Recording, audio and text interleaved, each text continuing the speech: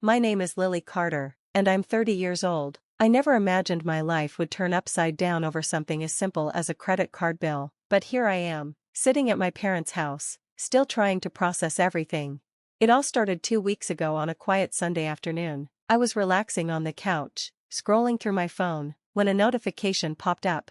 New charge, $3,500, luxury beach resort, Hawaii. My heart skipped a beat. I hadn't been to Hawaii, and I definitely hadn't booked any vacations.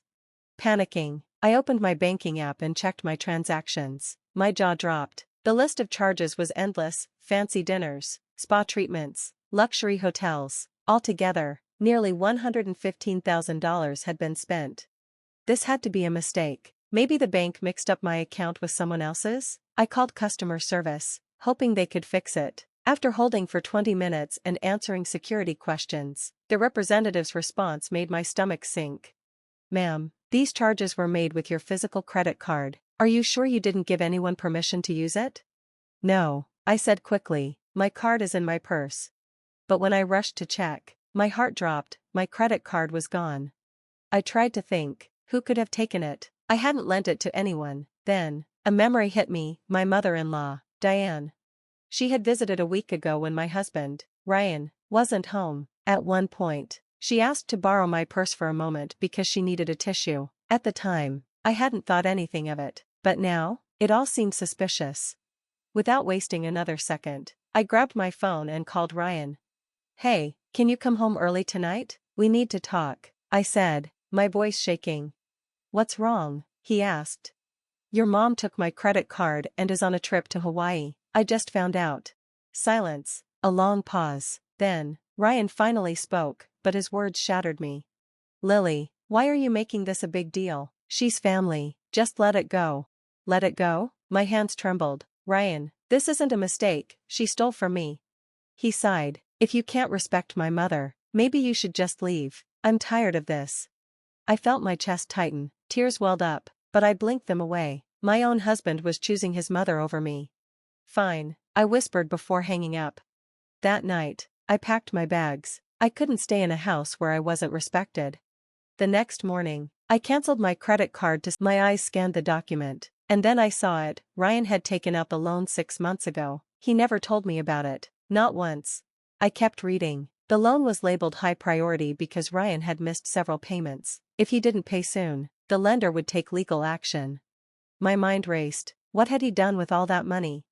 Then, I saw a line that made my stomach drop. Co-signed by Diane Carter. Ryan's mother was part of this mess too. I wanted to scream. I had been married to Ryan for 4 years, thinking we had built a life together, but now, I was finding out about secrets that could destroy everything: the loan, the stolen credit card, and the fact that he had chosen his mother over me. I felt completely betrayed. That night, I couldn't sleep. My mind kept replaying everything. By morning, I had made a decision. I wasn't going to be the victim anymore. I wasn't going to let Ryan and Diane ruin my life. The next day, I made some phone calls to my lawyer and my bank. I explained the credit card theft and the loan situation. The bank assured me I wouldn't be responsible for any more charges. But my lawyer had an even better plan: we could take legal action against Diane for fraud. With a plan in place, I gathered my strength and went back to the house to confront Ryan. When I arrived, he was on the couch, scrolling through his phone like nothing had happened. "We need to talk," I said firmly. He looked up, annoyed. "What now, Lily?" I pulled out the past due notice and tossed it onto the table. "Care to explain this?" Ryan's face went pale as he picked up the papers. "Where did you get this?" "That doesn't matter," I snapped. "What matters is that you lied to me. You hid this debt, and your mother helped you. I trusted you, Ryan." He stood up, rubbing his face. "I didn't tell you because I knew you'd overreact, just like you are now." I laughed bitterly. "Overreact? You took out a $45,000 loan behind my back and let your mother steal my credit card. That's not overreacting, Ryan, that's betrayal." Instead of apologizing, his expression hardened. "We needed that money. My mom's investment in that property was supposed to cover the loan." I crossed my arms. "And how's that going for you? Because from where I stand, she's off on vacation while you're drowning in debt." He had nothing to say to that. I took a deep breath. "Here's what's happening, Ryan. I've already contacted my lawyer. Diane is facing charges for fraud, and you're not touching a single cent of my savings. I'm filing for divorce. His eyes widened. Divorce? You can't be serious. Oh, I'm very serious, I said coldly. You chose her over me. Now, I'm choosing myself. Just then, the front door opened. Diane walked in with shopping bags, looking surprised to see me. Oh, Lily, I didn't expect you here. I'm sure you didn't, I replied. I came to let you know I've reported the credit card theft to the police. You'll be hearing from them soon. Diane's face turned ghost white. You wouldn't do that. We're family. Family doesn't steal from each other. I shot back. I trusted you, and you betrayed me. Now, you'll face the consequences. Ryan stepped between us. Lily, come on, don't do this. We can work things out. I shook my head. It's too late. Ryan, you should have thought about that before you chose her over me. And with that, I turned and walked out of the house. I felt a strange mix of anger and relief. I knew this wasn't the end, but it was the start of something better. Over the next few weeks, things moved fast. Diane was charged with credit card fraud and ordered to pay me back. Ryan tried to reach out several times, but I ignored him. I was done giving him chances. I finalized the divorce and focused on rebuilding my life. I started working on a business idea I had been putting off for years. For the first time in a long time, I felt free. One day, as I was organizing my new apartment, I got a text from Ryan. Ryan, Diane left. I'm drowning in debt. Please help me.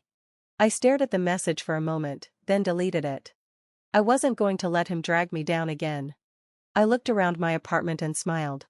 I had lost a husband, but I had gained something far more valuable, my freedom. Months passed, and my life slowly returned to normal. I moved into a cozy apartment downtown, just a few blocks from my new job at a marketing agency. My days were filled with work, coffee breaks, and a peace I hadn't felt in years. I even started painting again, a hobby I had abandoned during my chaotic marriage. My new place was small, but it felt like home. On weekends, I sat by the window with tea, watching the city while working on my art. One Saturday morning, as I finished a painting, I got a call from my lawyer. Lily, I have good news, she said, sounding cheerful. What is it? I asked, setting down my paintbrush. The court has finalized the restitution agreement. Diane is legally required to pay you back everything she stole, plus damages for emotional distress. I let out a deep breath. That's amazing. Thank you for everything. You deserve this, Lily, my lawyer said. It's time for you to move on without looking back. She was right. A few weeks later, I heard through mutual friends that Ryan's life had fallen apart. Diane had abandoned him after realizing she couldn't use him for money anymore. The house we once shared had been repossessed, and Ryan was now living in a tiny rental apartment. I didn't feel sorry for him. He made his choices. Now, he was facing the consequences.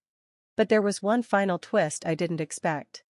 One evening, my phone rang. It was a number I didn't recognize. Against my better judgment, I answered. Lily, it's Ryan. His voice was hoarse, like he had been crying. I know you don't want to hear from me, but please, just listen. I said nothing. I didn't know whether to hang up or let him talk. I lost everything, he said. I was wrong. I should have stood by you instead of my mother. I see that now, but it's too late. I just wanted to say I'm sorry. For a moment, I felt a small twinge of pity. But then, I remembered all the nights I cried myself to sleep, the way he had chosen Diane over me, the strength it took to walk away.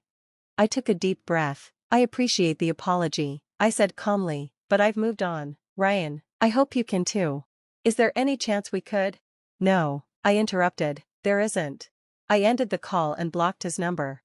I had already given him too many chances. That night, I sat on my balcony, watching the city lights flicker. A deep sense of peace washed over me. I had walked through fire and come out stronger. I wasn't the same woman who once cried over a stolen credit card and a broken marriage. I was someone new, someone who knew her worth. I smiled to myself and picked up my sketchbook, ready to plan my next painting. I didn't know what the future held. But I knew one thing for sure, it was mine to create. As the cool night breeze brushed against my skin, I whispered softly to myself. This is just the beginning. Please leave your comments. We're looking forward to your comments and channel subscriptions. See you in the next video. Thank you for watching till the end.